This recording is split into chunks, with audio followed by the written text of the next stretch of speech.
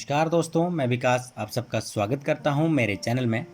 और आज हाजिर हूं मैं मेरे एक नए एपिसोड में और नई कुंडली के साथ। और आज का जो टॉपिक है उसमें जो कुंडली मैं लेके आया हूं वो है मिस्टर अनुराग जी की। इनकी डेट ऑफ बर्थ है 21 नवंबर 1992। टाइम है 10:03 सुबह का और जन्म स्थान है कोटवार, उत्तराखंड। तो इनका जो प्रश्न था वो था शादी से रिलेटेड कि शादी कब तक होगी। ठीक है, तो चलते हैं इनकी कुंडली पे और देखते हैं कि कौन से ग्रह जो यहाँ पे कारक हैं शादी के लिए, और देखेंगे और सीखेंगे भी कि अगर शादी है कहीं लेट तो नहीं है, और है तो कब जो है उनकी शादी होगी। ठीक है, हम योग देखेंगे जो भी बनते हैं। तो चलते हैं इनकी कुंडली पे और यहाँ पे आपको देखने को मिलेगा कि लगन कुंडली में 9 नंबर की राशि जो है वो लिखी हुई है। 9 नंबर लिखा हुआ है लगन में, मतलब नवमी जो राशि है वो उसका लगन है। ठीक है, नवमी जो राशि होती है वो थी धनु राशि, और धनु राशि का लगन बना, मतलब धनु लगन की यहाँ पे इनकी कुंडली बनी। ठीक है, जिसके स्वामी जो होते हैं वो गुरु होते हैं, बृहस्पति देव। ठीक है, ग्रहों की स्थिति की बात करें तो यहाँ पे आप देखने को मिलेगा कि शुक्र जो है वो विराजमान है लगन में ही। उसके बाद शनि जो है वो अपनी ही राशि में विराजमान है, मकर राशि में, द्वितीय भाव में। उसके बाद तृतीय, चतुर्थ और पंचम भाव में कोई भी ग्रह नहीं है। उसके बाद केतु जो है वो विराजमान है वृष राशि में। हालांकि वृष राशि में केतु जो है वो नीच के हो जाते हैं। ठीक है, अब दूसरी बात ये भी है कि अगर केतु नीच के हैं तो राहु भी नीच के हो जाएंगे, क्योंकि वो आमने सामने होते हैं। तो अगर एक नीच का है तो दूसरा भी नीच का होता है। उसके बाद सप्तम भाव की बात करूँ तो सप्तम भाव में भी कोई ग्रह नहीं है। उसके बाद अष्टम भाव में विराजमान है मंगल अपनी नीच राशि में। ठीक है, कर्क राशि में। उसके बाद नवम भाव में कोई भी ग्रह नहीं है। और बात करूँ दसम भाव की, दसम भाव में गुरु और चंद्र विराजमान है आपके दसम भाव में। ठीक है, उसके बाद 11वें भाव में कोई भी ग्रह नहीं है, और 12वें भाव में सूर्य, बुध और राहु विराजमान है। ठीक है, तो ये ग्रह स्थिति इनकी बनी हुई है। अब देखते हैं शादी का जो रिलेशन है, शादी का जो इनका क्वेश्चन था उसके बारे में चलते हैं। तो यहाँ पे आपको देखने का मिलेगा सबसे पहले मंगल। देखिए, मंगल अष्टम भाव में मंगल दोष का कारण बनता है। चाहे मंगल 12वें भाव में बैठा हो, या लग्न में बैठा हो, या चतुर्थ भाव में विराजमान हो, या सप्तम भाव में विराजमान हो, या फिर अष्टम भाव में विराजमान हो, वो मांगलिक दोष बनाता है। जरूरी नहीं है कि मंगल दोष जो है वैवाहिक जीवन के लिए दिक्कत क्रिएट करता है। मंगल दोष जो है कहीं और चीज़ों पर भी दिक्कत क्रिएट करता है। जैसे मान लो मंगल यहाँ पे अगर अष्टम भाव में है, तो अष्टम भाव में जो मंगल है, जो मांगलिक का जो दोष है वो जैसे लगेगा, तो इसमें आपको दिक्कत और परेशानियाँ लाइफ में उत्पन्न होगी। ससुराल पक्ष में दिक्कत और परेशानी उत्पन्न होगी। और दूसरी बात ये है कि कुछ न कुछ परेशानियाँ और अड़चने लाइफ में आती ही रहेंगी, वो भी मंगल दोष का कारण बनता है। जरूरी नहीं है कि वैवाहिक जीवन में ही मंगल दोष का प्रभाव पड़ता है, और भी कई चीज़ें हैं जिसमें मंगल दोष का प्रभाव जो है, नेगेटिव प्रभाव जो है वो पड़ता है। जैसे अष्टम भाव में मंगल विराजमान है तो वहाँ पे भी दिक्कत करेगा, क्योंकि वहाँ पे अपनी नीच राशि में विराजमान है। ठीक है, उसके बाद देखें तो इनकी दृष्टि के हिसाब से तो इनकी चतुर्दृष्टि जो है वो पड़ रही है आपके 11वें भाव में। ठीक है, तो 11वें, क्योंकि नीच के हैं तो यहाँ पे दिक्कत करेंगे। यहाँ पे मंगल जो है वो आपके आय के भाव में भी दिक्कत करेंगे। आपका जो आय है, बड़े भाई बहन जो हैं उनके साथ दिक्कत। ठीक है, और आपके जो इनकम है उसमें दिक्कत, रुकावटें पैदा होंगी। ठीक है, ये भी दिक्कत का कारण बनता है मंगल दोष। उसके बाद बात करें उनकी दृष्टि की, तो दृष्टि, मंगल की दृष्टि जो है वो आपके द्वितीय भाव में पड़ रही है। अब देखिए, द्वितीय भाव में दृष्टि पड़ना मंगल की, मतलब यहाँ के आपका स्वभाव जो है वो उग्र होगा। ठीक है, वैसे तो मंगल, जहाँ मंगल दोष बनता है तो ऐसे जो व्यक्ति होते हैं उनका स्वभाव जो है वो गर्म मिजाज का होता है, वो थोड़े से गुस्से वाले होते हैं। ठीक है, मंगल की दृष्टि द्वितीय भाव में पड़ना मतलब उनकी वाणी में जो है कड़वाहट रहेगी। उनका वाणी का जो संबंध है, ऐसा नहीं कि वो गलत बोलेंगे, लेकिन इनकी बातें ऐसी होंगी कि लोगों को बुरी लगेंगी। शनि भी विराजमान है द्वितीय भाव में, तो इनको वैसे ही है, अपने हिसाब से वो ठीक बोलते हैं, लेकिन सामने वाले को वो चुभती हैं बातें। ठीक है, तो इसमें आपकी भी गलती नहीं है, आपका स्वभाव ही ऐसा है। और दूसरी बात, मंगल यहाँ पे जो सहयोग करते हैं इस चीज़ के लिए कि आपकी वाणी को वो नेगेटिव वे में लेके जाते हैं। हालांकि आप खुद नेगेटिव नहीं होते उस चीज़ के बारे में, पर फिर भी लोगों को वो चीज़ नेगेटिव लगती है। ठीक है, तो उसके बाद बात करो शनि। देखो शनि का दृष्टि जो है वो भी मंगल पे पड़ रही है। तो ऐसी स्थिति में होता क्या है कि मंगल जो है वो जो मंगल दोष है उसका भी प्रभाव कम पड़ता है। जब शनि की दृष्टि जब मंगल पे पड़ती है तो भी मंगल दोष का प्रभाव जो है कम होता है। पर फिर भी यहाँ पे शास्त्रों में बताया गया है कि ये मंगल दोष हो कुंडली में तो उसके परिहार होते हैं। ठीक है, पहली बात, अगर गुरु की दृष्टि मंगल पे पड़ रही है तो मंगल दोष का परिहार हो जाता है, या मंगल साथ में हो तो भी परिहार होता है। ठीक है, शनि की भी बात बोली गई है कि शनि की दृष्टि अगर मंगल पे पड़े तो भी उनका जो प्रभाव है वो कम हो जाता है। गुरु साथ हो या गुरु की दृष्टि साथ पड़ती हो तब तो खत्म ही हो जाता है, लेकिन शनि की दृष्टि अगर मंगल पे पड़ती है तो उसका प्रभाव जो है मंगल दोष का कम हो जाता है। फिर भी मंगल अगर मंगलिक है कोई भी लड़का या लड़की तो वो शादी में भी देरी करवाता है, क्योंकि मंगल जो है शादी देरी करवाएंगे तो आपको क्या होगा कि शादी जो है वो लेट होती है।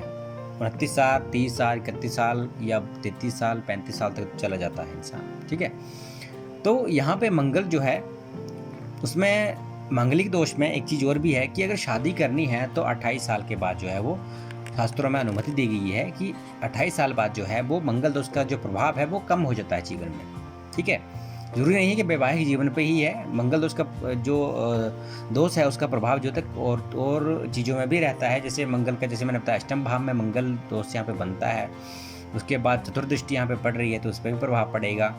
उसके बाद अष्टम जो उनका जो 8वीं राशि है, जो वृश्चिक राशि है मंगल की, उस पर प्रभाव पड़ेगा, उस पर भी कुछ ना कुछ चीज़ें सामने आएंगी, क्योंकि इस भाव के मालिक हैं वो। ठीक है, उसके बाद पंचम भाव के भी स्वामी है मंगल, तो इस भाव को से के रिलेटेड भी फल देंगे, लेकिन थोड़ा नेगेटिव देंगे। क्यों? क्योंकि मंगल यहाँ पे खुद पीड़ित है।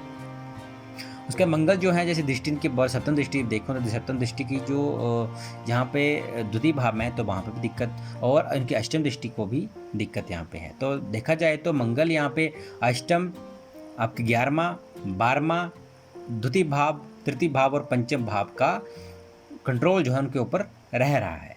तो ये सारी चीज़ें जो है वो अगर मंगल ठीक होता है कुंडली में तो सारी अच्छी है, अगर दिक्कत करता है तो दिक्कत इन सारी चीज़ों में करेगा। वैवाहिक जीवन में करे ना करे, लेकिन यहाँ पे दिक्कत करेगा, ससुराल पक्ष में दिक्कत होने के चांसेस वो बनते हैं। तो ऐसी स्थिति में 28 साल के बाद सही इसलिए बोला जाता है कि जैसे जैसे एज बढ़ती है, क्योंकि युवावस्था में होता क्या है कि गर्म खून होता है, तो ऐसी स्थिति में मंगल जो है ज़्यादा प्रभाव दिखाता है कुंडली में, इंसान के व्यक्तित्व में भी, क्योंकि मंगल जो है वो खून का कारक ग्रह है, ब्लड का कारक ग्रह है।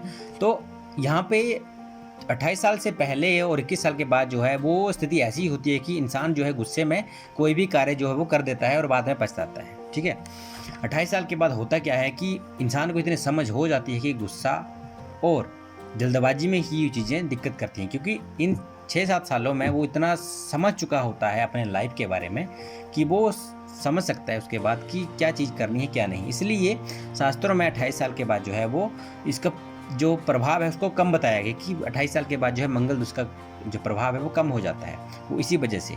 ठीक है, क्योंकि इस जो लाइफ है, जो आपका युवावस्था है 21 से लेके 28 तक, उसमें इंसान काफ़ी गलतियाँ भी करता है।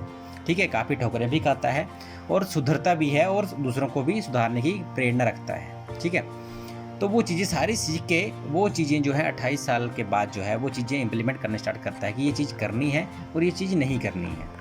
तो जो चीज़ें हैं उनके हाथ में जो रहेंगी उसको वो कंट्रोल करने की कोशिश करेंगे। इससे जो है वो मंगल दोष का जो प्रभाव है 28 साल के बाद जो वो कम हो जाता है। ठीक है, पर फिर भी चलो देखते हैं इसकी कुंडली में बाकी कि अब देखो इनकी कुंडली में देखा जाए तो यहाँ पे जैसे 92 की डेट ऑफ बर्थ इनकी, तो 28 साल के जो हैं वो हो चुके हैं। 28 साल के 28वां साल इनको लगा हुआ है और 29वां लग पड़ेगा इनको 21 नवंबर के बाद। तो इनकी शादी का योग जो है वो बने हैं या नहीं बने वो भी हम देखेंगे। ठीक है, और बाकी चीज़ें देखें तो गुरु की स्थिति भी यहाँ पे भी अच्छी है, ऐसी दिक्कत नहीं है गुरु की दृष्टि, गुरु की इसमें भी गुरु भी यहाँ पे देखें तो यहाँ पे भी काफ़ी अच्छी योग बना हुआ है, क्योंकि साथ में गवर्नमेंट जॉब के योग भी हैं आपके।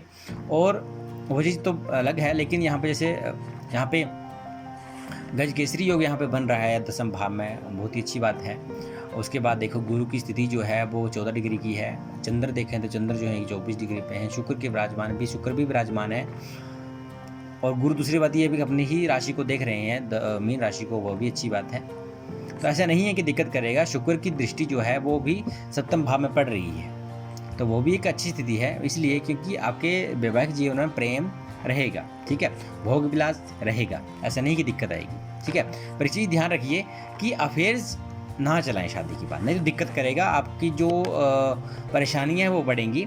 और साथ में दूसरी चीज़ ये है कि ये बेइज्जत करवा देता है। शुक्र लगन में विराजमान होके वो बेइज्जती भी करवाता है, वो इसलिए क्योंकि ऐसे इंसान के जो अफेयर्स हैं वो काफ़ी चल पड़ते हैं शादी के बाद। तो इस चीज़ का थोड़ा ध्यान रखें। और बाकी आप मैरिड लाइफ अच्छे से चलाएंगे, वो काफ़ी अच्छी से चलेगी, कोई दिक्कत आने वाली नहीं है। ससुराल पक्ष में दिक्कत आ सकती है, लेकिन आपके वैवाहिक जीवन में लगभग ठीक ही परिणाम यहाँ पे मिलेंगे। चलते हैं शादी कब होगी उसके बारे में। तो यहाँ पे आप देखूंगा मैं दशा। तो शादी के लिए काफ़ी वीडियो में पहले भी बता चुका हूँ कि शादी के लिए मेन चीज़ जो है वो है दशा देखना, साथ में गोचर देखना, ठीक है। बृहस्पति, गुरु और शुक्र, इनका भी स्थिति देखना जरूरी होती है कुंडली में, ठीक है। क्योंकि गुरु जो हैं वो शादी के कारक रहे हैं, शुक्र जो हैं वो भोग विलास के कारक रहे हैं, जो कि वैवाहिक जीवन का सुख भी प्रदान करते हैं।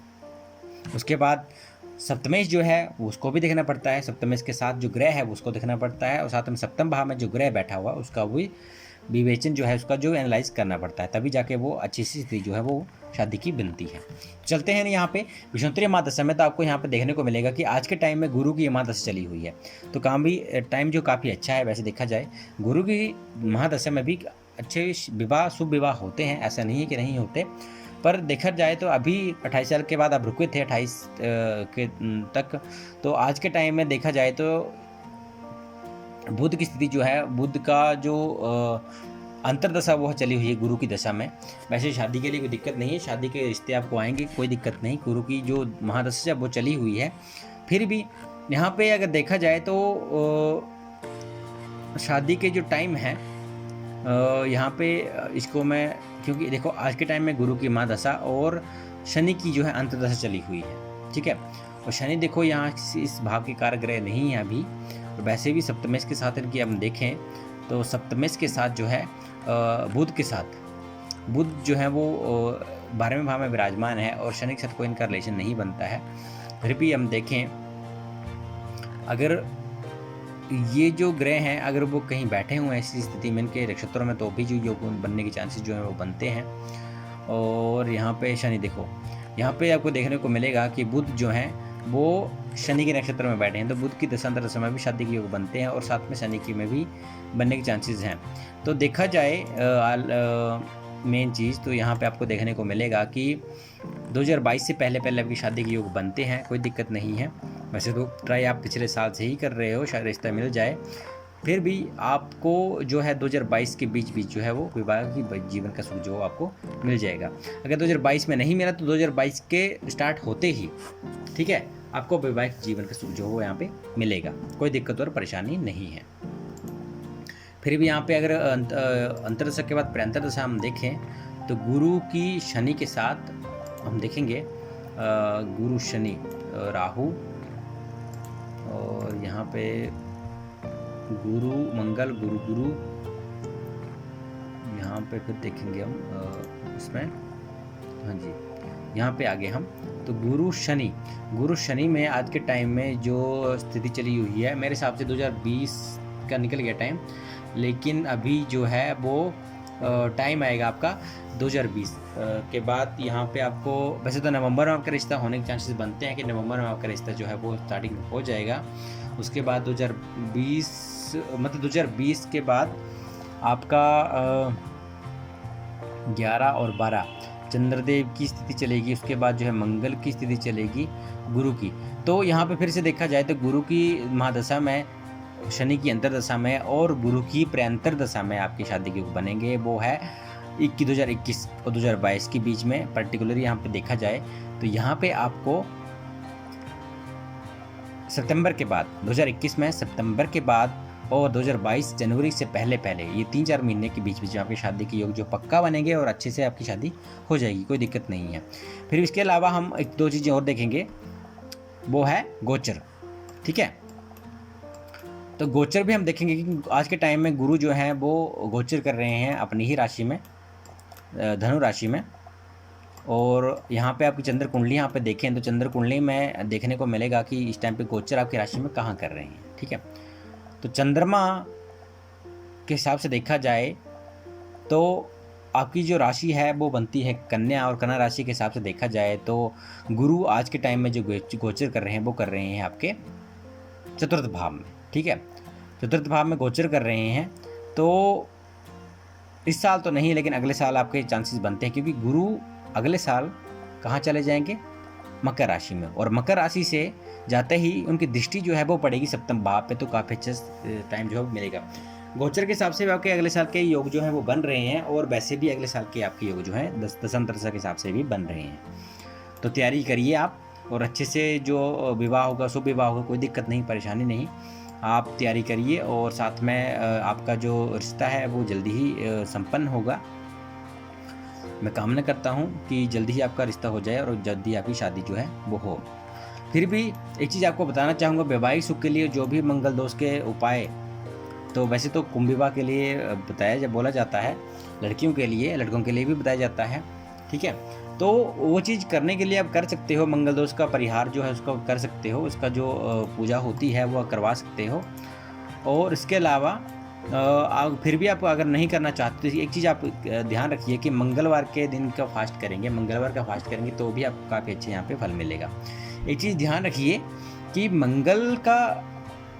मंगलवार का व्रत करने से, मंगलवार के व्रत करने के बाद हनुमान जी की आराधना करने से आपका एक तो मन शांत होगा, गुस्सा जो है वो कम होगा, और साथ में जो चीज़ें दिक्कत कर रही हैं वो भी अच्छी से होंगी, क्योंकि मंगल नीच के हैं यहाँ पे, ठीक है। 3 डिग्री के हैं, कमज़ोर हैं, पर फिर भी यहाँ पे नीच के हैं, तो दिक्कत जो इतना भी रिजल्ट देंगे दिक्कत करेंगे, ठीक है। हनुमान जी की आराधना करें, मंगलवार का फास्ट करें, आपको काफ़ी अच्छा फल मिलेगा और जल्दी आपके योग जो है शादी के बनेंगे। तो ये थी आपकी कुंडली। आई होप आपको जो मैंने इन्फॉर्मेशन दी आपको अच्छी लगी होगी, और साथ में आपको उपाय के लिए जैसे मैंने बताया वो आप करिए। इसके अलावा बाकी आपके योग जो हैं काफ़ी अच्छे बने हुए हैं, अगले साल तक आपकी शादी के योग जो है वो बनेंगे और शादी हो जाएगी। हाँ, एक चीज़ बताना चाहूँगा कि जैसे आपकी शादी होगी तो मुझे ज़रूर बताइएगा कि आपकी शादी जो है वो लगने वाली है, रिश्ता हो चुका है। हमें भी खुशी होती है कि जो हम बताते हैं वो इम्प्लीमेंट होता है कुंडली में, लाइफ में, तो वो चीज़ें अच्छी लगती हैं हमें भी कि कोई हमें फीडबैक दे, ठीक है। तो आज का जो टॉपिक था वो इतना ही था, बाकी की जो कुंडलियाँ हैं वो नेक्स्ट एपिसोड में लेंगे। आज का एपिसोड जो है वो मैं यहीं समाप्त करना चाहता हूँ। अगर आप वीडियो अच्छी लगी हो, वीडियो को लाइक करें, कमेंट करें, शेयर करें, और नए जो व्यूअर हैं वो चैनल को सब्सक्राइब कर लें और बेल आइकन को भी ऑन कर दें। तो आज के लिए इतना ही, धन्यवाद।